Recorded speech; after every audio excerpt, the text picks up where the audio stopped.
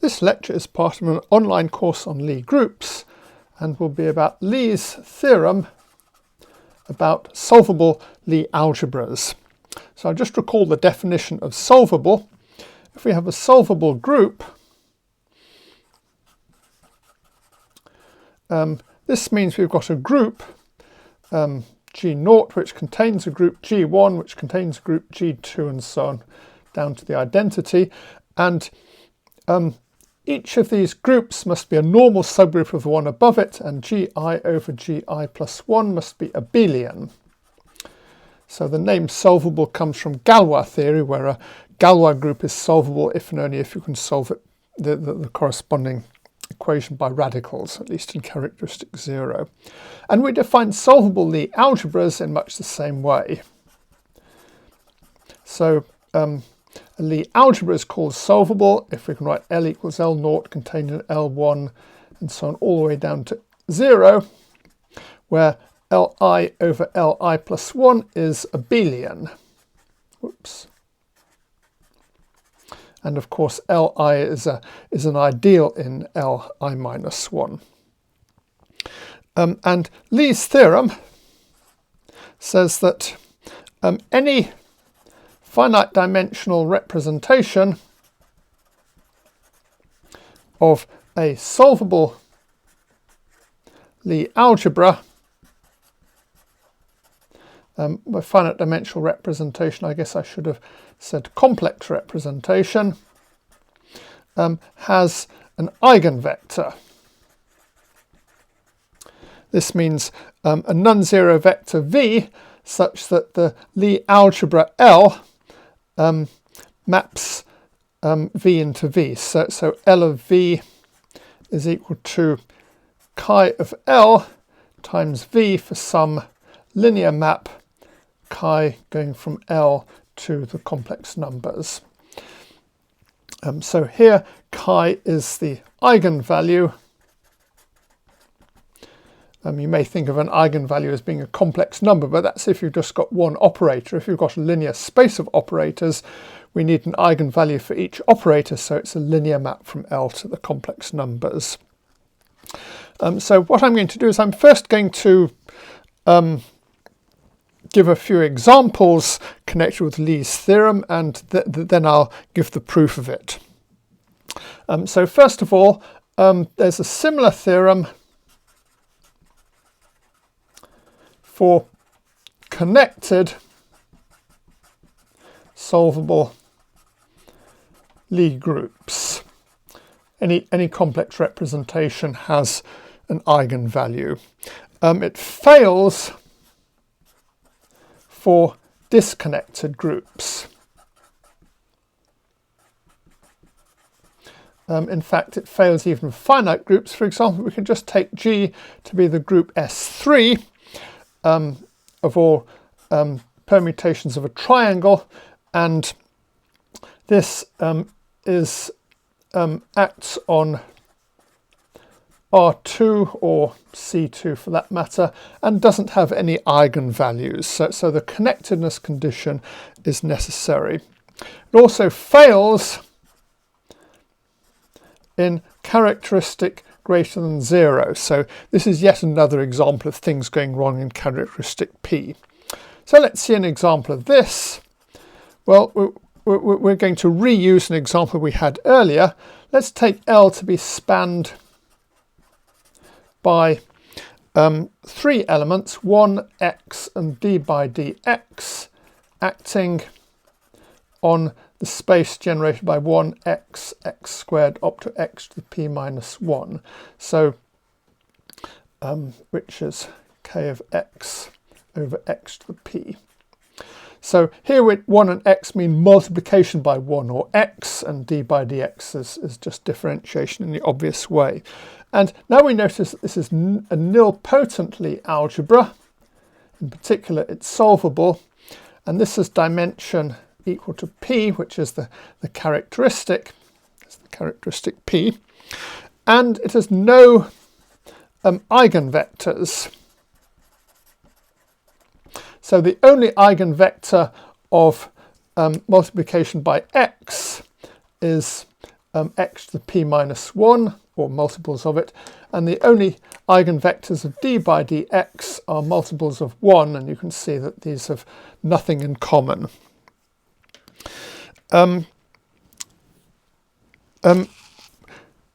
So this is a p-dimensional representation in characteristic P. We will see that Lee's theorem does actually hold for representations of dimension less than P. So this is a sort of almost a minimal counterexample. Actually, things can get even weirder in characteristic P. So if we take P equals 2, then this Lie algebra is more or less the same or equivalent to the Lie algebra SL2 of K acting on K squared. So this is the algebra of 2 by 2 matrices that have trace equal to 0. And if you're used to SL2 being simple, it may come as a slight surprise to realize that this Lie algebra is actually nilpotent in characteristic 2. You can check that it actually contains the identity matrix because we're in characteristic 2, and that's the centre and the quotient is abelian. On the other hand, the group SL2K is not nilpotent at all. It's usually simple. It's not always simple. There is an exception. If K is the field of order 2 elements, then this group turns out to be the solvable but not simple group of order 6.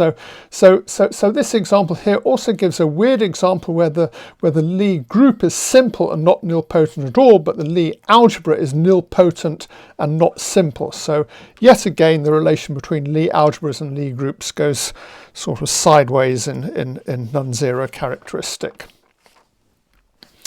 Lie's theorem is actually often stated in a slightly different form. So suppose L is a subalgebra of the Lie algebra of n by n matrices over the reals, and suppose it is solvable. Then L is conjugate in GLn over the complex numbers to a subalgebra of the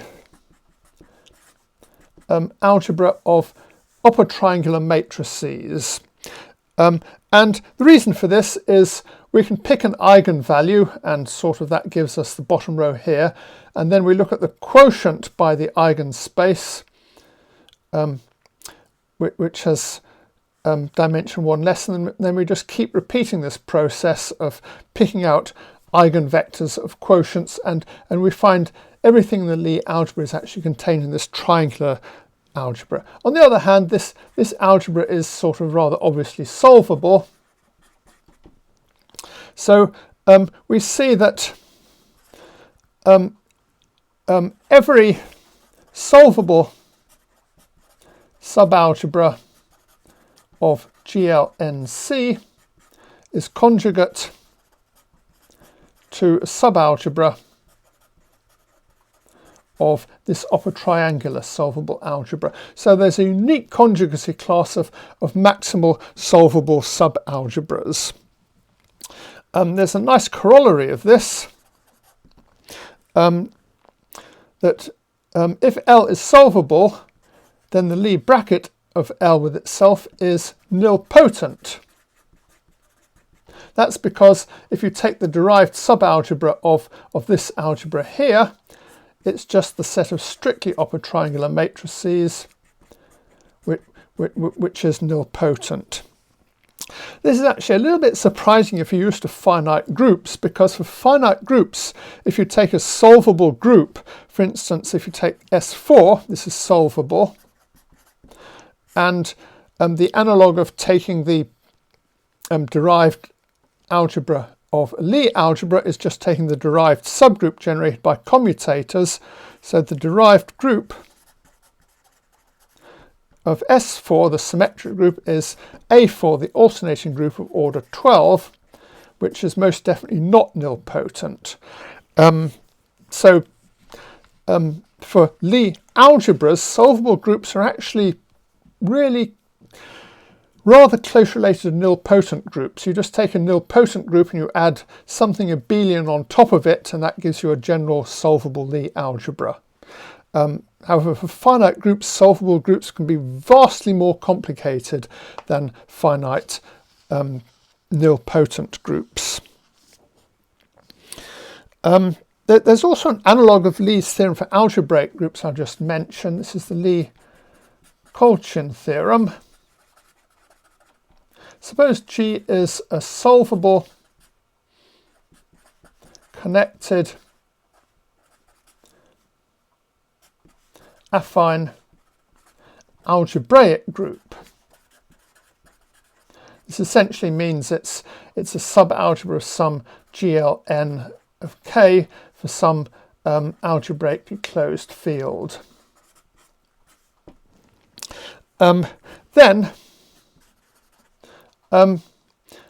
G has an eigenvector.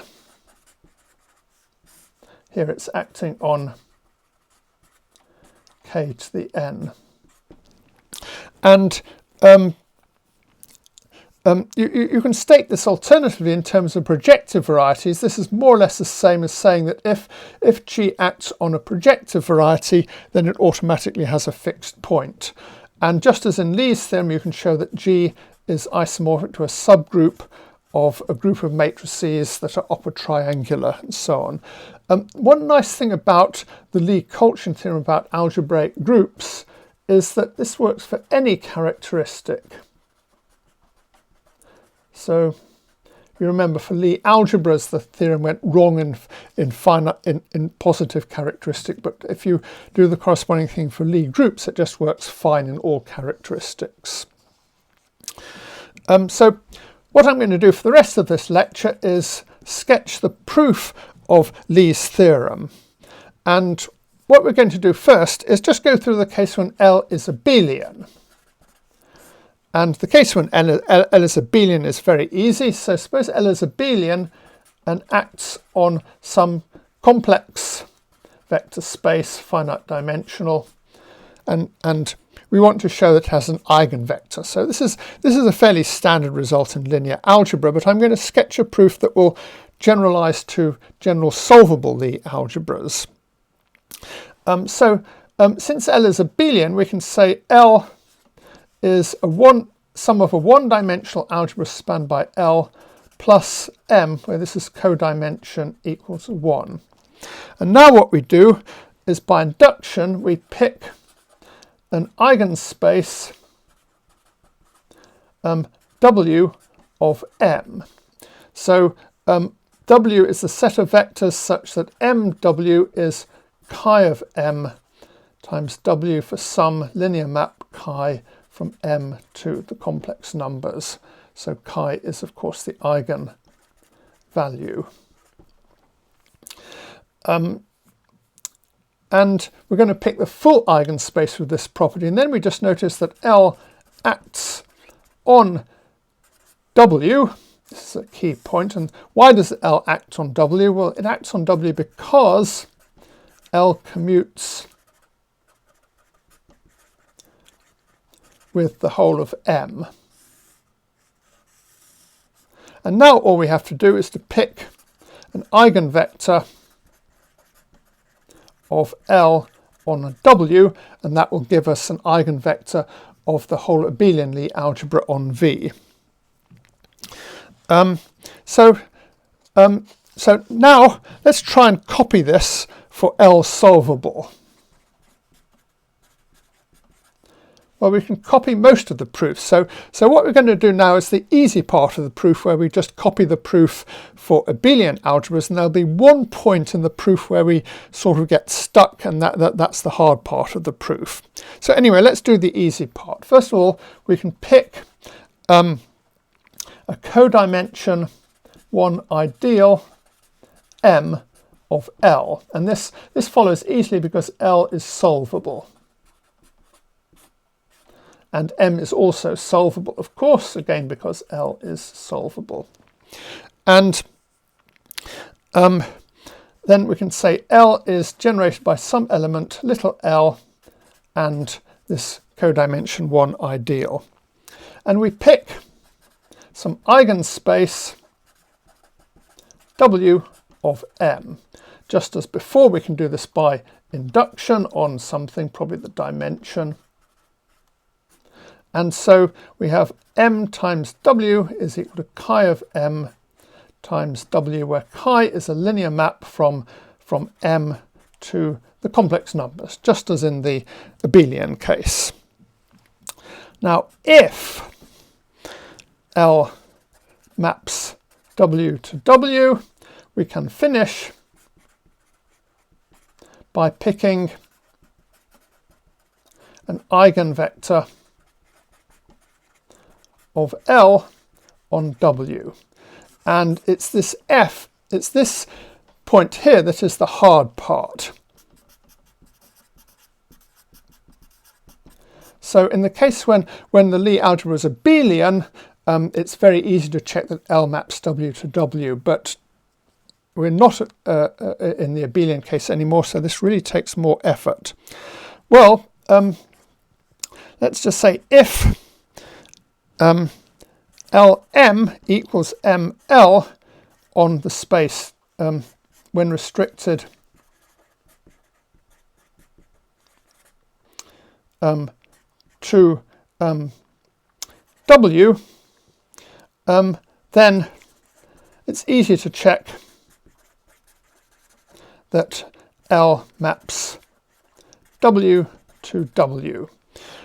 So what we've got to do is to check that Lm equals 0 on W. And you notice that Lm is contained in M, so it maps W to itself. And this is the same as saying that chi of Lm equals 0. So this is the key thing we've got to prove in the solvable case. In the abelian case, of course, this is completely trivial because L and M commute. So how do we do that? Well, so this is so now we get to the hard part of the proof. So let's just recall what we've got. We've got a Lie algebra which is generated by an element L and a subalgebra M, and we don't really care whether M is solvable anymore. And this acts on V, and this contains W, and W is an eigenspace of the ideal M, so MW is equal to chi M times W, and we want to show that chi of Lm is equal to 0. So that's a summary of what we've got to do, and we do this as follows. We pick some element W in space W, and we look at W, LW, L squared W, up to L to the kW for some W, and assume that L to the k plus 1 W is contained in the space spanned by W, LW, and so on. So we're just taking the subspace generated by W. And let's call this the space spanned by this W1, and the space spanned by these two W2, and the space spanned by these three W3, and so on.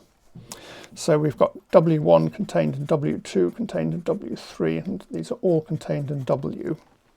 And now the key point is that if V is in Wi, then MV is equal to chi MV mod Wi minus 1. And this follows by an easy calculation. All we do is we look at ML to the IV, so that's something in Wi, and this is equal to LM L to the I minus 1V plus ML L to the I minus 1V, and this is in Wi minus 1, and we can see this is just chi of m L to the I minus 1 V plus L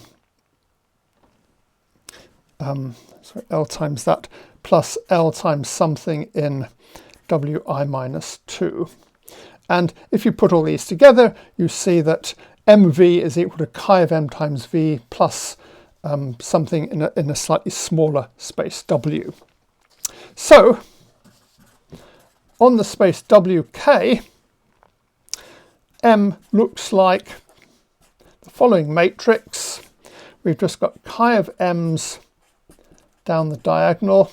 We've got zeros here, and we've got some sort of garbage up there, and we don't know anything about this, but we don't actually care about it.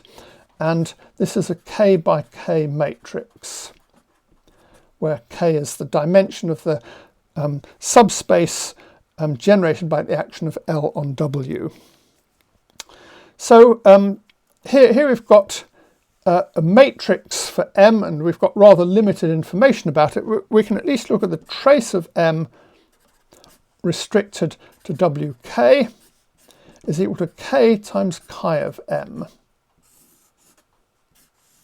This is for any M in the Lie algebra M. And now we're just about finished. All we do is we change M to Lm, which is also an element of M, and we find the trace of ML on WK is equal to, well, we have to take the trace of this, which is just k times chi of Lm. And we notice that this is equal to 0 because the trace of xy is always 0 for any commutator. The trace of xy is equal to the trace of yx. And we notice that k is non-zero as the characteristic of R is equal to 0.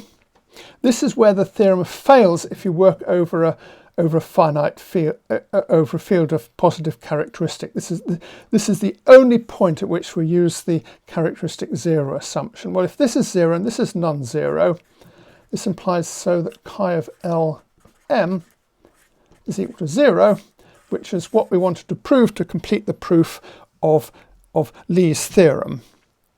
We just noticed, by the way, that if the dimension of this space V is less than P, then this number k here is non-zero mod P, so the proof still goes through. So this still works